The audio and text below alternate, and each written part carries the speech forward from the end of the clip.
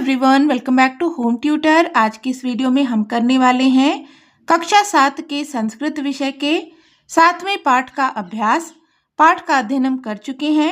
Video नहीं देखा है तो देख लीजिएगा, लिंक आपको नीचे डिस्क्रिप्शन बॉक्स, ऊपर आई बटन और एंड ऑफ द वीडियो मिल जाएगा। तो चलिए आज की वीडियो को शुरू करते हैं। अभ्यास शुरू करें इससे पहले यहाँ पर दिया गया है अत्र इदम अवधेयम, यहाँ इसे जाने। वाक्ये उपकरणार्थे तृतीया विभक्ति भवति, वाक्य में उपकरण के लिए तृतीया विभक्ति होती है।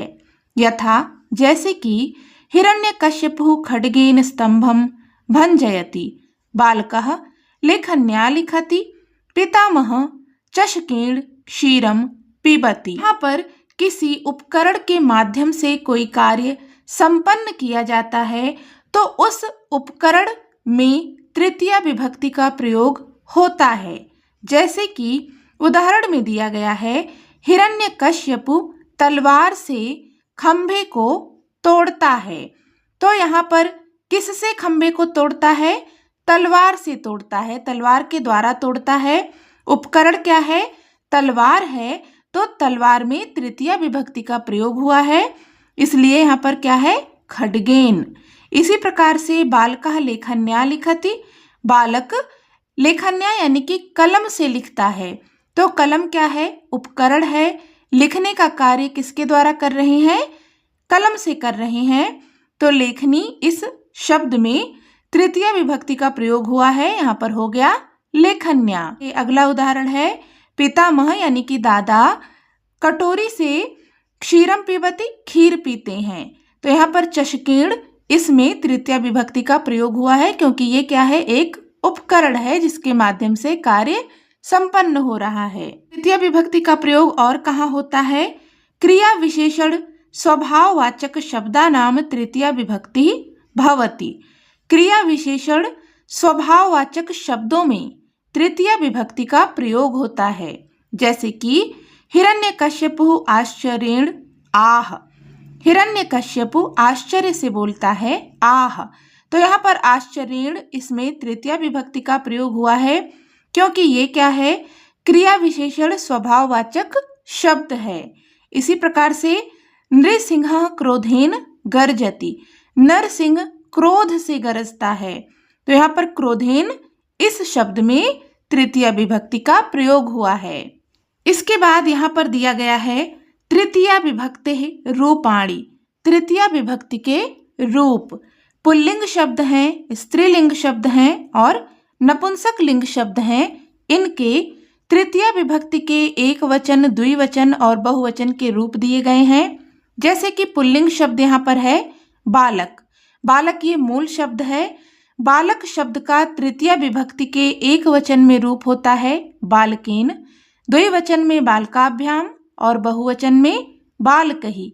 इसी प्रकार से पुल्लिंग शब्द वृक्ष, शिक्षक, तद, किम, इनके रूप भी इसी प्रकार से चलेंगे। जैसे बालक का ऊपर लिखा गया है उसी प्रकार से इनका भी लिखा जाएगा, एक वचन, द्विवचन और बहुवचन में।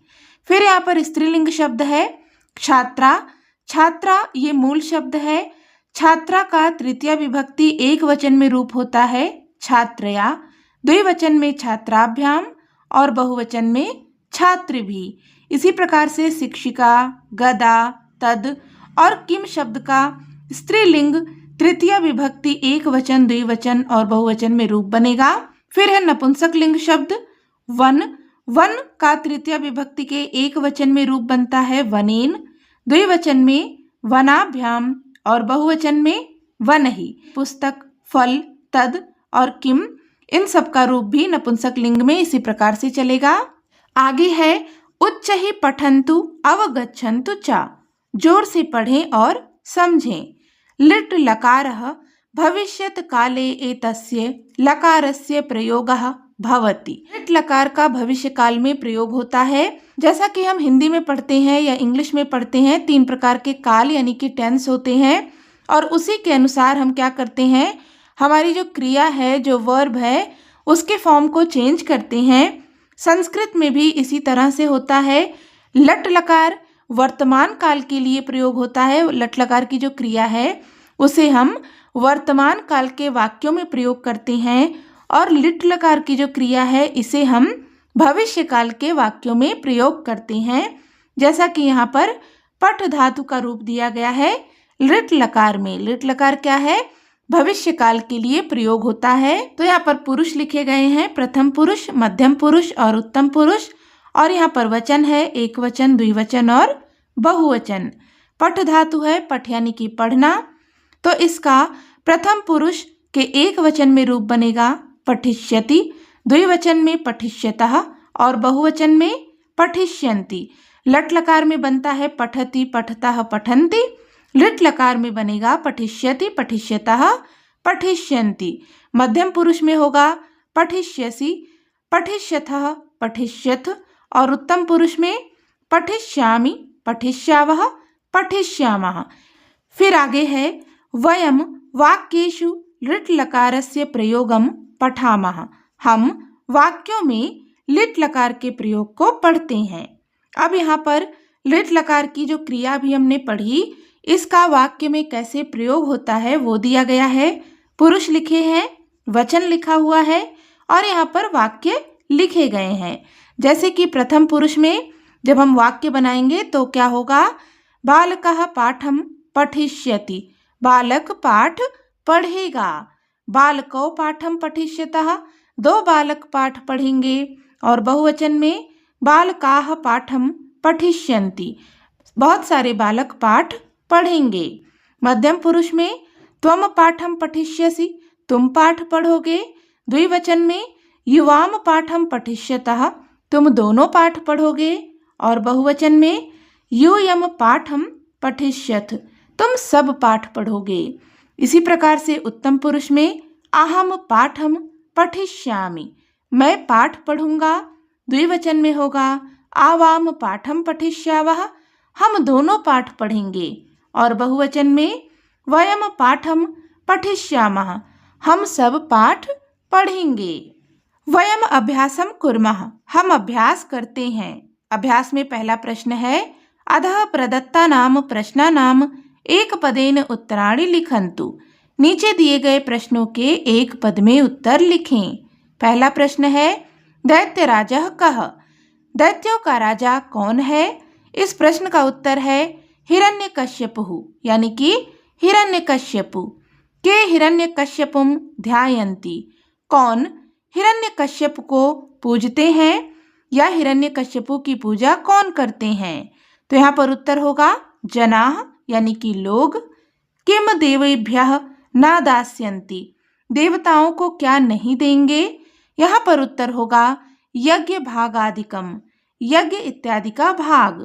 कस्य दलनेन अपि सः जीवति, किसके द्वारा कुचले जाने पर भी वह जीवित है?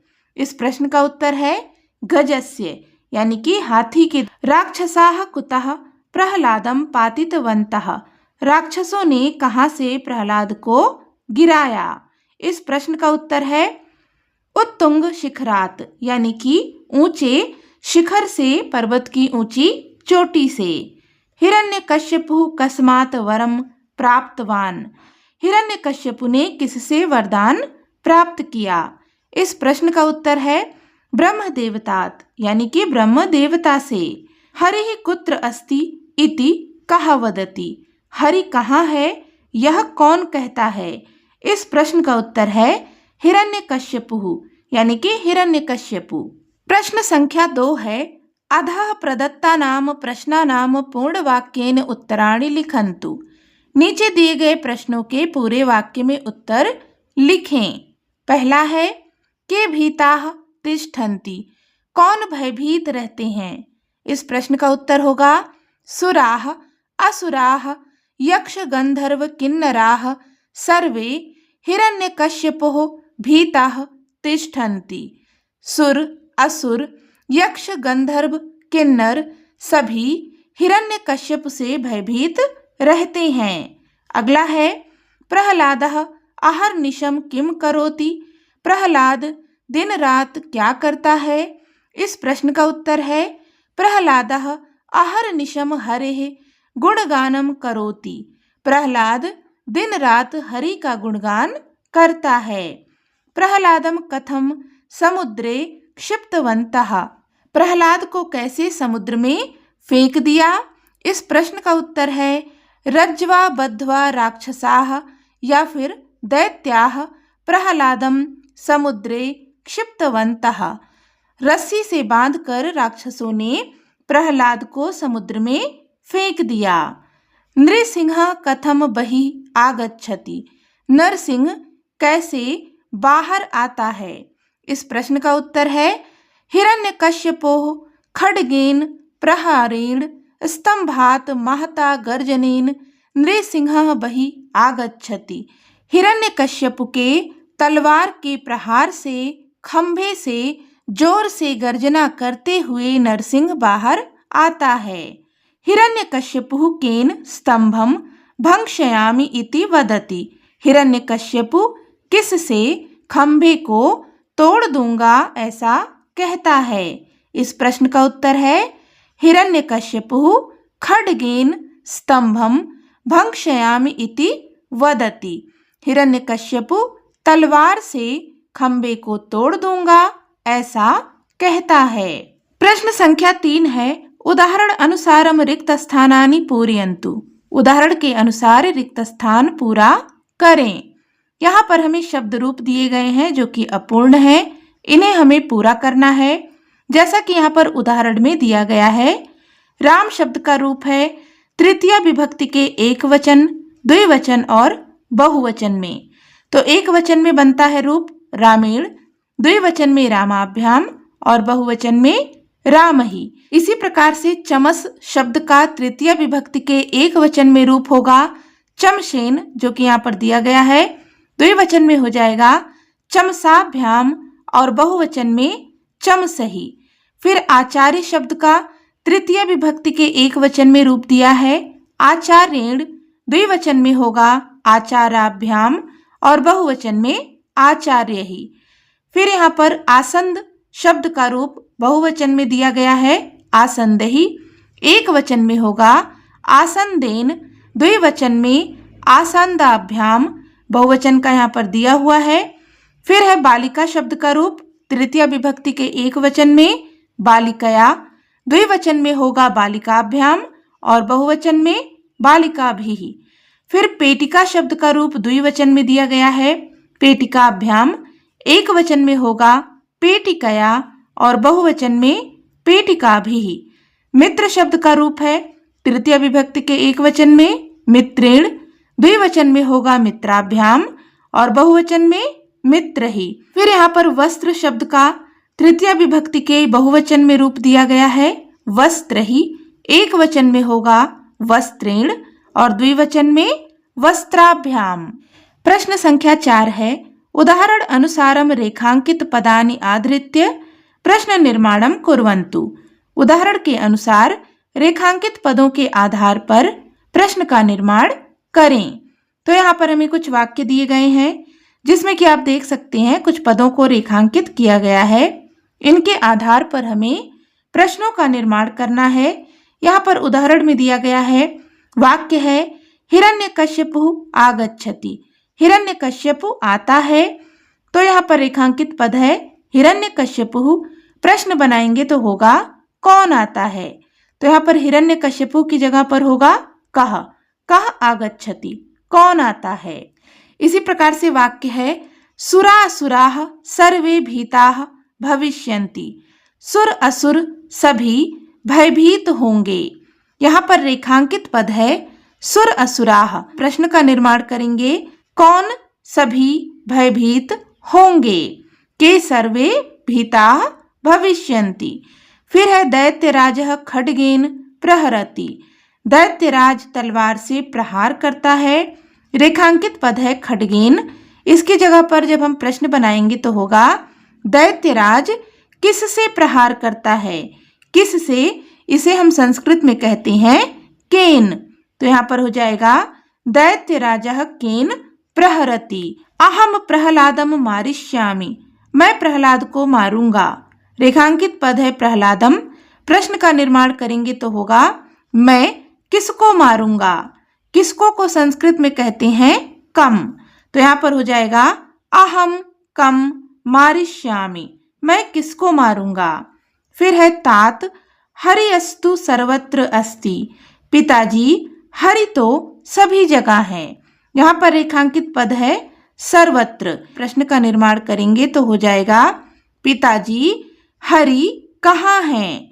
संस्कृत में हो जाएगा तात हरि अस्तु कुत्र अस्ति। फिर है पुत्रस्य विषये वक्तुम इच्छति, पुत्र के विषय में कहना चाहता है।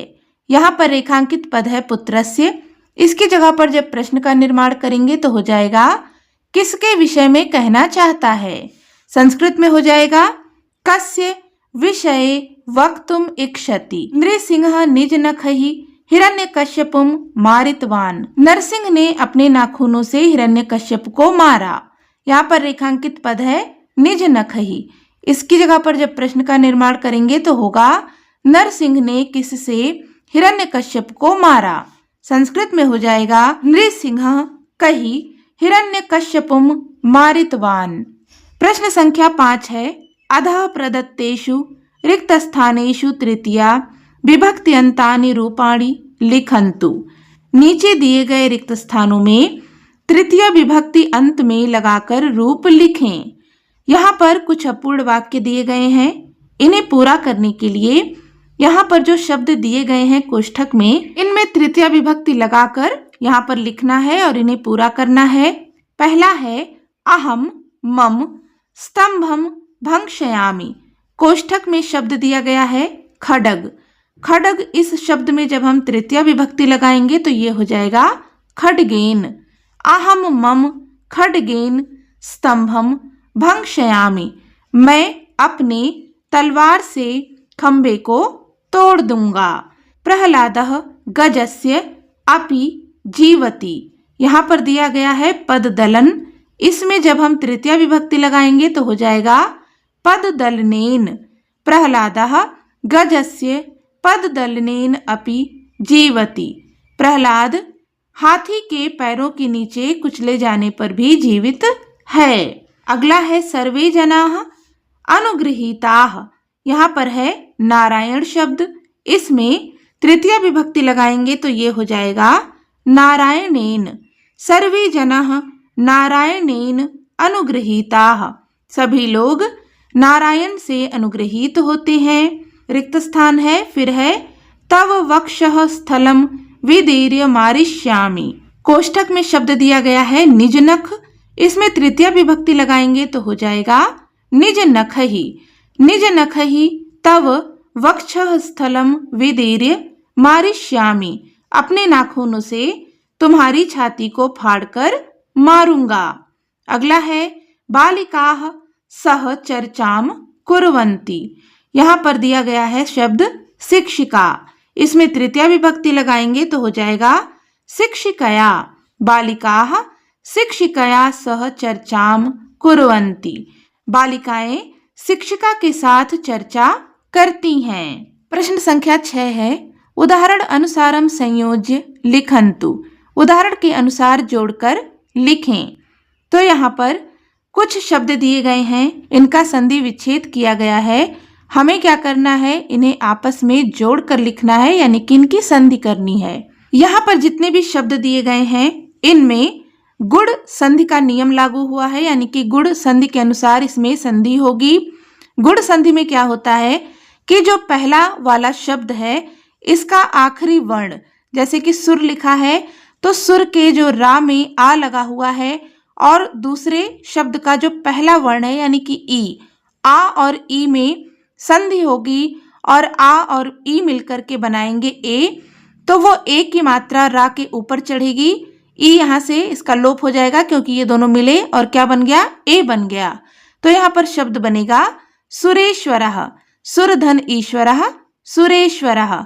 इसी प्रकार से नागधन इंद्रः नागेंद्रः, गजधन इंद्रः गजेंद्रः, माताधन इव मातेव, रामधन इति रामेति, परधन उपकारः परोपकारः। अब यहाँ पर ई की जगह पर ऊ है, जैसा कि हमने ऊपर देखा था सब जगह पर ई था, लेकिन यहाँ पर ऊ है, र में आ है और यहाँ पर ऊ है, तो आ और ऊ मिलकर बनाते हैं ओ। इसीलिए यहाँ पर शब्द बना परोपकारः। इसी प्रकार से मम धन उपरि, तो यहाँ पर हो जाएगा ममोपरि। सूर्य धन उदयः, शब्द बनेगा सूर्योदयः। रामेण धन उक्तम, शब्द बनेगा रामेणोक्तम। तस्य धन उपरि, यहाँ पर शब्द बनेगा तस्योपरि। प्रश्न संख्या 7 है, उदाहरण अनुसारम वाक्यानि वर्तमान कालतः भविष्यत काले परिवर्तयन्तु। उदाहरण के अनुसार वाक्यों को वर्तमान काल से भविष्य काल में परिवर्तित करें। यहाँ पर वर्तमान काल के कुछ वाक्य दिए गए हैं, इन्हें हमें भविष्य काल में परिवर्तित करना है। जैसा कि उदाहरण में दिया गया है, सा आपणम गच्छति, वह बाजार जाती है। यह वर्तमान काल का वाक्य है, इसे भविष्य काल में परिवर्तित करेंगे तो गच्छति की जगह पर हो जाएगा गमिष्यति। सा आपणम गमिष्यति, वह बाजार जाएगी। इसी प्रकार से रमा क्रीड़ांगणे क्रीडति, रमा खेल के मैदान में खेलती है। यहाँ पर क्रीडति ये क्रिया है, किसकी है? वर्तमान काल की है। इसे भविष्य काल में परिवर्तित करेंगे तो होगा रमा क्रीड़ांगणे क्रीडष्यति, रमा खेल के मैदान में खेलेगी। बालाः फलानि खादन्ति, बालिकाएं फल खाती हैं।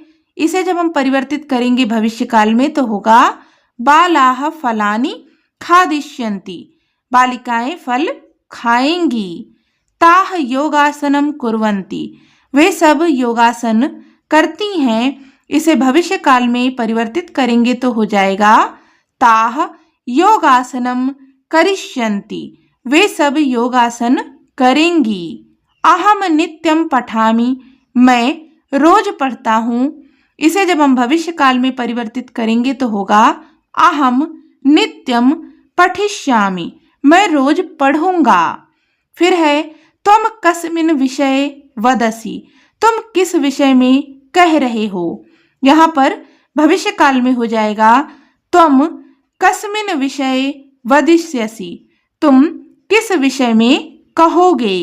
आवाम पाठम लिखावः, हम दोनों पाठ लिखते हैं। भविष्य काल में हो जाएगा आवाम पाठम लेखिष्यावः। यूयं शालाम गच्छत, तुम सब पाठशाला जाते हो। भविष्य काल में हो जाएगा यूयं शालाम गमिष्यथ, तुम सब पाठशाला जाओगे। ते बालिके वैद्ये भवतः, वे दोनों बालिकाएं वैद्य हैं। यहाँ भविष्य काल में हो जाएगा ते बालिके वैद्ये भविष्यतः, वे दोनों बालिकाएं वैद्य होंगी। वयम श्लोकान स्मरामः, हम सब श्लोक याद करते हैं। भविष्य काल में हो जाएगा वयम श्लोकान स्मरिष्यामः, हम सब श्लोक याद करेंगे। प्रश्न संख्या 8 है, उदाहरण अनुसारम रिक्त स्थानानि पूरयन्तु। उदाहरण के अनुसार रिक्त स्थान पूरा करें। यहाँ पर कुछ वाक्य दिए गए हैं, इन्हें हमें पूरा करना है। जिस वचन में वाक्य नहीं लिखा गया है उस वचन में हमें वाक्यों को लिखना है। यहाँ पर उदाहरण में दिया गया है, एक वचन में है बालकः कार्यं करिष्यति, बालक काम करेगा। बालकौ कार्यं करिष्यतः, दो बालक काम करेंगे। बालकाः कार्यं करिष्यन्ति, बहुत सारे बालक या सभी बालक काम करेंगे। तो यहाँ पर तीनों वचनों में ये वाक्य दिया गया है। इसी प्रकार से सः शालाम गमिष्यति, वह पाठशाला जाएगा। द्विवचन में हो जाएगा सह की जगह पर क्या होगा तौ हो जाएगा, सह तौ ते, इस प्रकार से रूप चलता है। एक वचन में सह, द्विवचन में तौ। शालाम गमिष्यति का द्विवचन में हो जाएगा गमिष्यतः। तो इस तरह से ये वाक्य होगा तौ शालाम गमिष्यतः, वे दोनों पाठशाला जाएंगे। बहुवचन में हो जाएगा ते शालाम गमिष्यन्ति, वे सब पाठशाला जाएंगे। यहाँ पर है त्वम श्लोकम वदिष्यसि, तुम श्लोक कहोगे या बोलोगे। द्विवचन में हो जाएगा युवाम श्लोकम वदिष्यथः, तुम दोनों श्लोक बोलोगे। बहुवचन में हो जाएगा यूयम श्लोकम वदिष्यथ, तुम सब श्लोक बोलोगे। फिर यहाँ पर द्विवचन में दिया गया है आवाम पुस्तकानि दास्यावः, हम दोनों पुस्तक देंगे। एक वचन में होगा आवाम का एक वचन रूप होता है अहम और दास्यावः का एक वचन हो जाएगा दास्यामि। अहम पुस्तकानि दास्यामि। बहुवचन में हो जाएगा वयम पुस्तकानि दास्यामः, हम सब पुस्तकों को देंगे। अगला यहाँ पर बहुवचन का वाक्य दिया गया है छात्राः प्रदर्शनीं द्रक्ष्यन्ति, छात्र प्रदर्शनी देखेंगे। एक वचन में होगा छात्रः प्रदर्शनीं द्रक्ष्यति, छात्र प्रदर्शनी देखेगा। द्विवचन में होगा छात्रो प्रदर्शनीं द्रक्ष्यतः, दो छात्र प्रदर्शनी देखेंगे। इसके बाद एक वचन का वाक्य दिया गया है अहम भगवद गीताम श्रोयामि, मैं भगवत गीता सुनूंगा। द्विवचन में होगा आवाम भगवत गीताम श्रोष्यावः, हम दोनों भगवत गीता सुनेंगे। बहुवचन में होगा वयम भगवत गीताम श्रोष्यामः, हम सब भगवत गीता सुनेंगे। फिर है द्विवचन का वाक्य दिया गया है बालिके कथाम लेखिष्यतः, दो बालिकाएं कहानी लिखेंगी। एक वचन में होगा बालिका कथाम लेखिष्यति, बालिका कहानी लिखेगी। बहुवचन में हो जाएगा बालिकाः कथाम लेखिष्यन्ति, बालिकाएं कहानी लिखेंगी। यहाँ पर बहुवचन का वाक्य दिया गया है यूयम किम खादिष्यथ, तुम सब क्या खाओगे। एक वचन में होगा त्वम किम खादिष्यसि, तुम क्या खाओगे। द्विवचन में होगा युवाम किम खादिष्यतः, तुम दोनों क्या खाओगे। तो इस प्रकार से हमने यहाँ पर इस पाठ का अभ्यास कार्य पूरा कर लिया। इस पाठ से संबंधित कोई भी डाउट हो तो आप कमेंट करके पूछ सकते हैं। वीडियो हेल्पफुल लगी हो तो प्लीज इसे लाइक करें, हाइप करें, दोस्तों के साथ में शेयर करें और चैनल पर नए हैं तो सब्सक्राइब भी कर लें। मिलते हैं नेक्स्ट वीडियो में, तब तक के लिए take care and bye bye.